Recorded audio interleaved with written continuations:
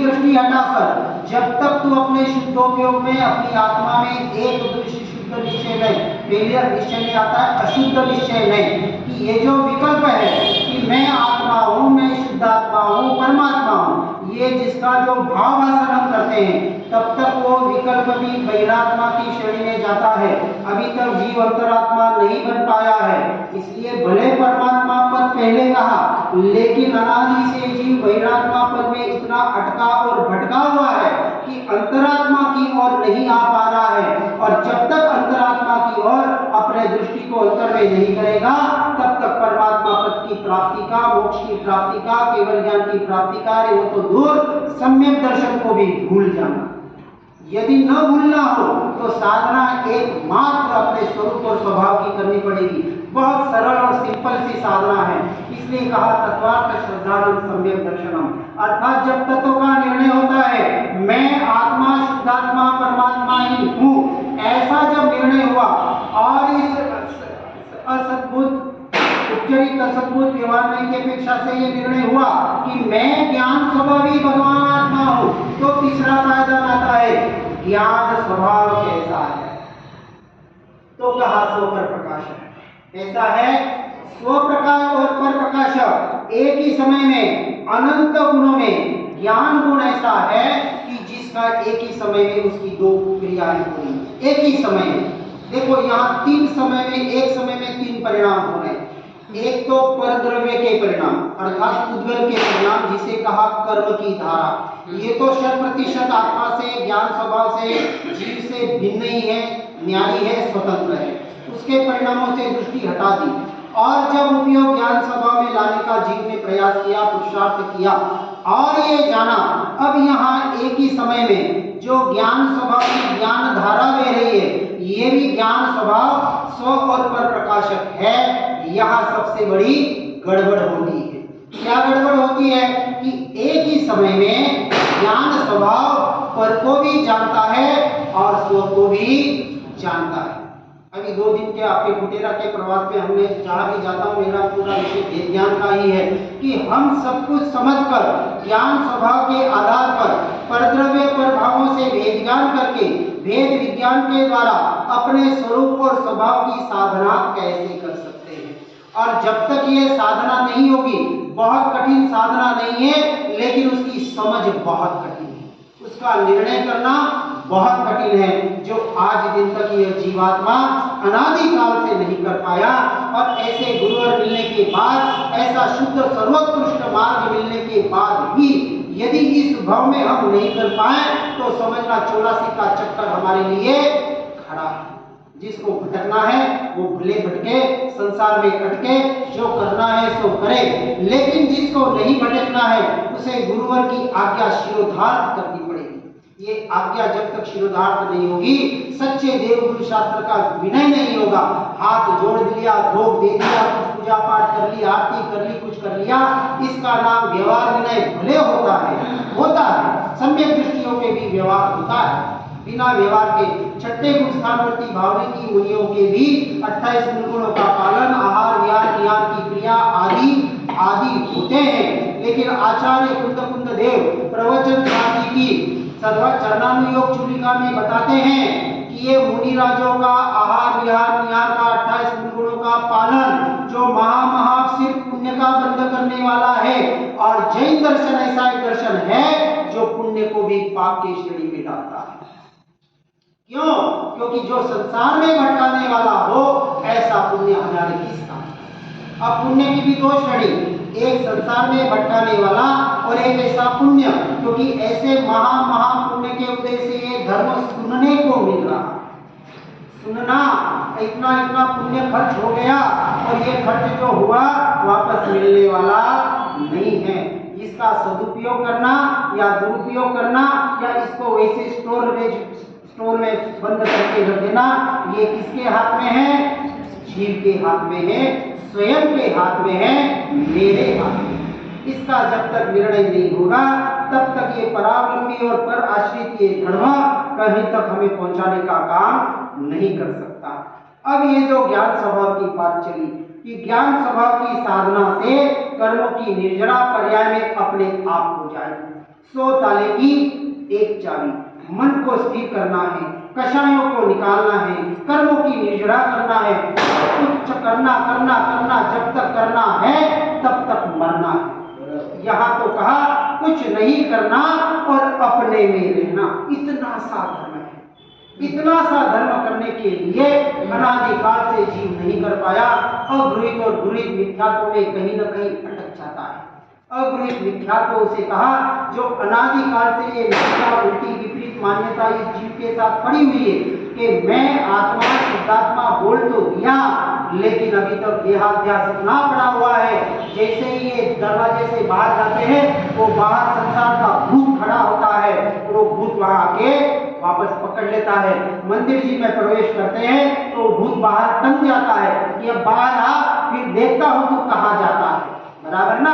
यहाँ आते तब तक बहुत अच्छा लगता है, लेकिन बाहर जाने के बाद ये अच्छा तो लगे लेकिन सच्चा भी लगे, आचरण में जब तक लाएंगे नहीं तब तक समझना सच्चा नहीं लग रहा है। ऐसे ज्ञान स्वभाव की साधना कहा। ये ज्ञान स्वभाव स्वपर प्रकाशक अर्थात एक ही समय में पर को भी जानता है और स्व को भी जानता है। ये हुआ व्यवहार का कथन। अब अशुद्ध निश्चय में क्या कहेगा, इसलिए 4 व्यवहार में और 4 निश्चय में के भेद बराबर समझना, किस अपेक्षा से कहाँ कैसे कथन होता है।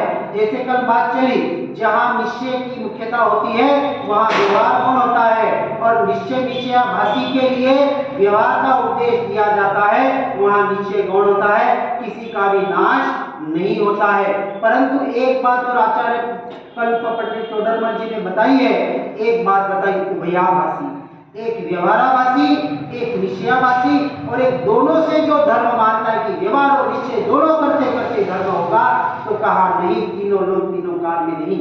अंत में जो सम्यक एकांत की बात आती है, 6ठे से 7वें गुण स्थान पे जब भावनिकी मुनि अपने शुद्धोपयोग में निर्विकल्प दशा में खुद अप्रमत्त गुण स्थानक में अपनी आत्मा में स्वरूप में स्थिर होते हैं, लीन होते हैं, जिसे सम्यक चारित्र कहा। और लीनता का नाम सम्यक चारित्र है, बाहर से नग्नता या कोई वेशभूषा का नाम चारित्र नहीं है, क्योंकि चारित्र आत्मा का गुण है, इस मन वचन काया का गुण धर्म नहीं है। इसलिए वीरति और चारित्र को एक मत कर देना। देश वीरति और सकल वीरति मन वचन काया के बाहर के परिणाम है, और देश चारित्र और सकल चारित्र आत्मा के शुद्धि की वृद्धि और आत्मा की शुद्धि की वृद्धि लीनता का जो ग्राफ है उसे 14 गुण स्थान के आधार पर बताया जाता है। अब यहाँ बताया ज्ञान स्वभाव स्व और पर प्रकाशक होते हुए भी ज्ञान पर को जानता है, ये कथन महामिथ्यात्व का समझना निश्चय की अपेक्षा से। क्यों?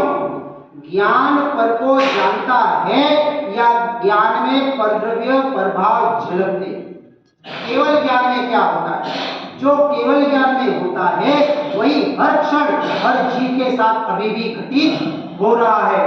फर्क इतना ही है कि जीव अपने स्वरूप और स्वभाव का स्वीकार नहीं कर पा रहा, और कुछ नहीं है।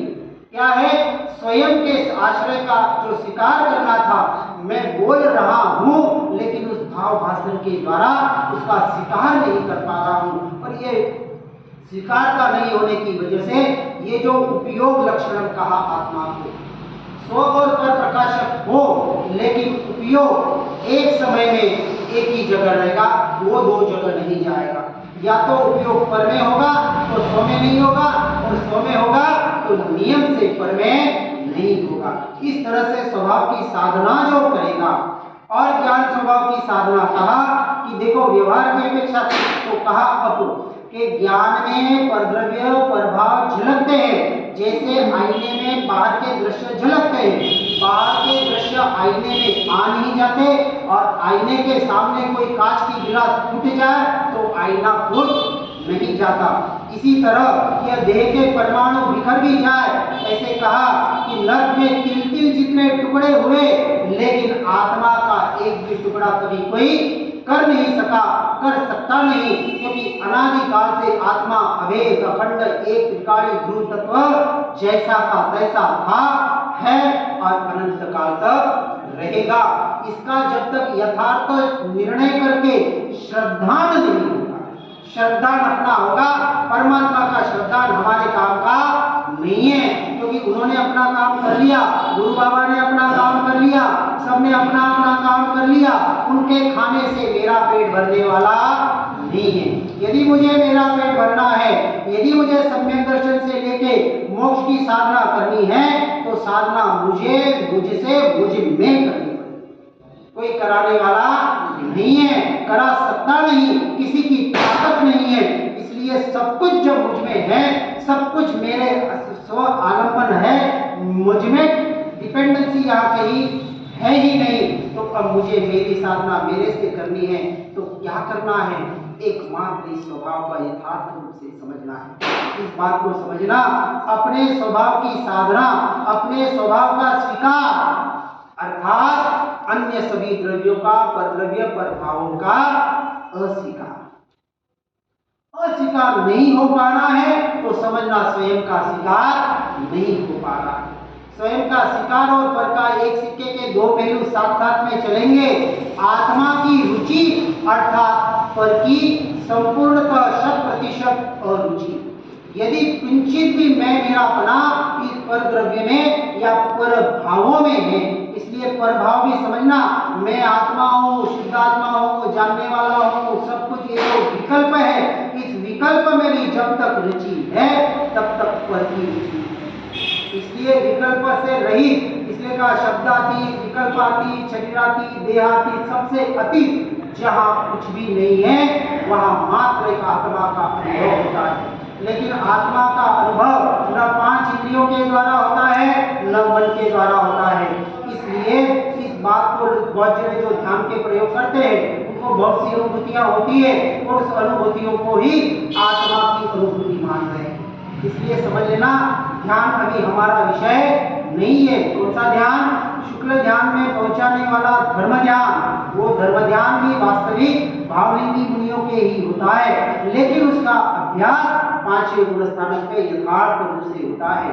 धर्म ध्यान के 4 भेद बताए, और बिना ध्यान का तो कोई जीव है नहीं। ये किसी न किसी प्रकार से या तो आत्मनिर्भर ध्यान में है या धर्म और शुक्ल ध्यान में है। इसलिए निबोध से लेके सिद्ध परमात्मा तक सभी ना कुछ ध्यान चल ही रहा है। इसलिए ध्यान करना और ध्यान होना। इसलिए 12 तक के जो अंतिम 3 तक स्वाध्याय, विसर्ग और ध्यान। स्वाध्याय का अर्थ स्व का अध्याय, जिसे हम सामायिक कहते हैं। अपने समय में आना, अपनी आत्मा का चिंतन करते करते अपनी आत्मा में लीन होना, सो सामायिक। और ऐसी सामायिक जो प्रतिक्रमण होता है, प्रतिक्रमण किसे कहा? जहां अतिक्रमण किया उससे हटना, पापों से हटना, और मिथ्यात्व से बड़ा कोई पाप नहीं है।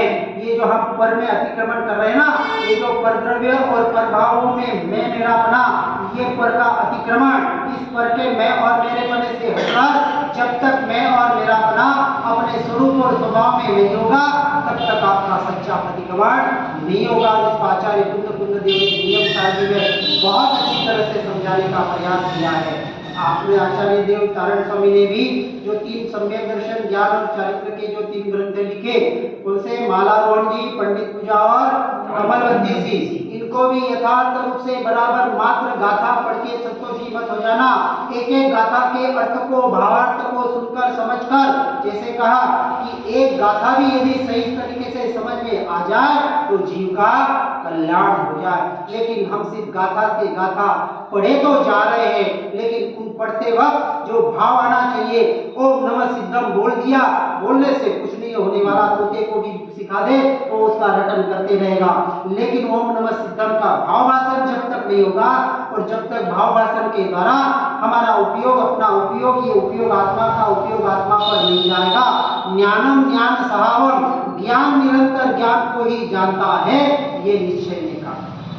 पहला कथन हमने क्या किया कि ज्ञान स्वभाव में परद्रव्य झलकते हैं, परद्रव्य जानने में आते हैं, लेकिन परद्रव्य को जानने जाते नहीं है।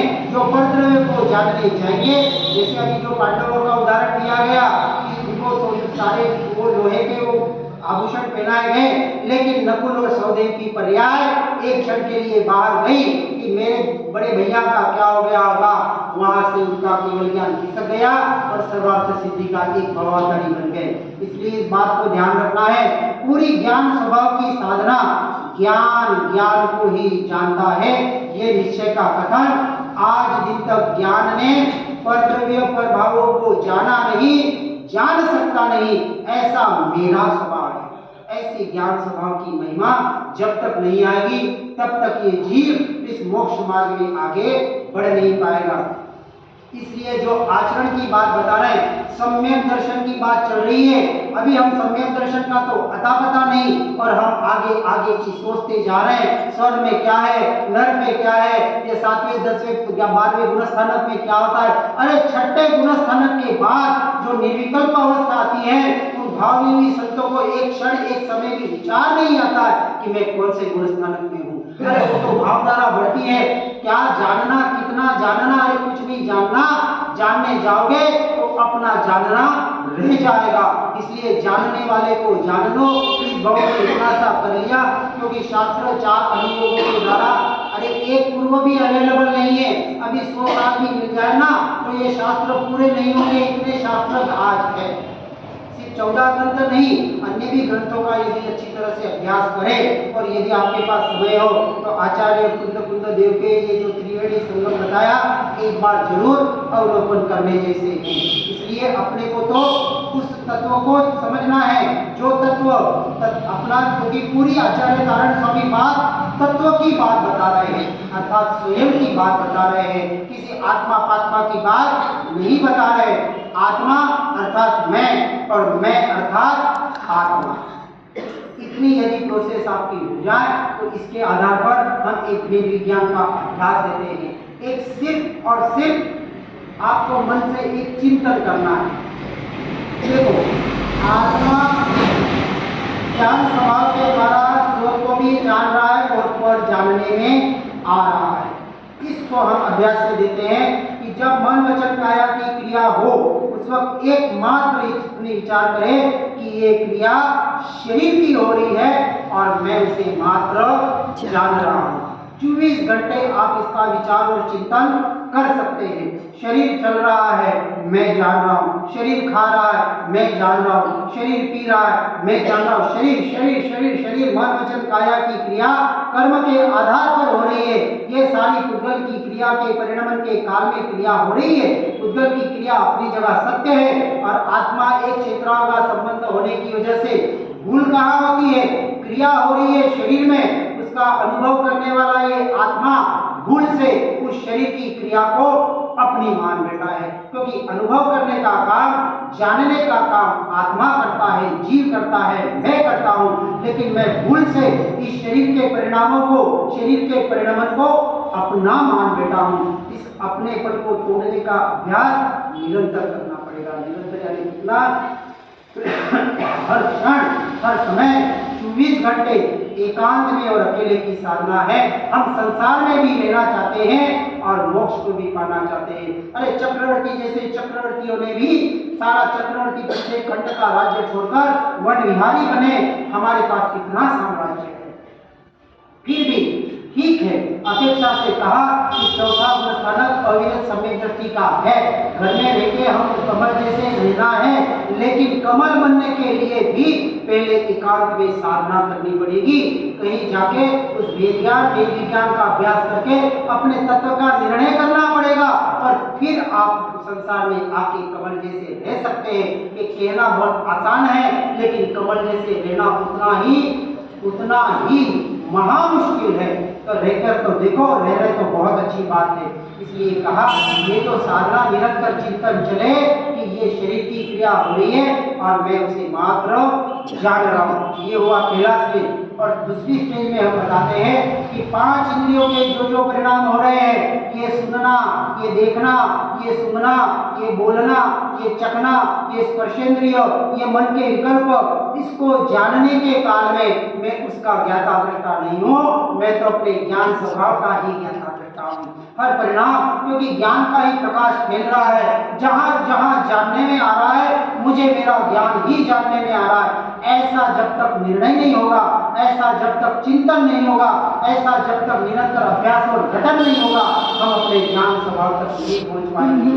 ज्ञान स्वभाव की साधना करनी है, सुन तो लिया, पढ़ तो लिया, लेकिन स्वभाव की जब तक साधना नहीं करोगे तब तक ज्ञान स्वभाव की प्राप्ति नहीं हो पाएगी। और फिर ज्ञान से ज्ञायक की जो यात्रा है वो तीसरे स्टेज की यात्रा है, जहाँ ज्ञायक में अपने स्वरूप में, अपने स्वभाव में जब ये उपयोग में ज्ञान में लीन होता है, जिसे सम्यक चारित्र कहा।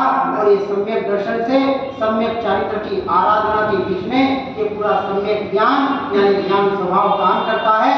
और ऐसे सम्यक दर्शन, ज्ञान और चारित्र का आराधना ये मोक्ष का मार्ग है।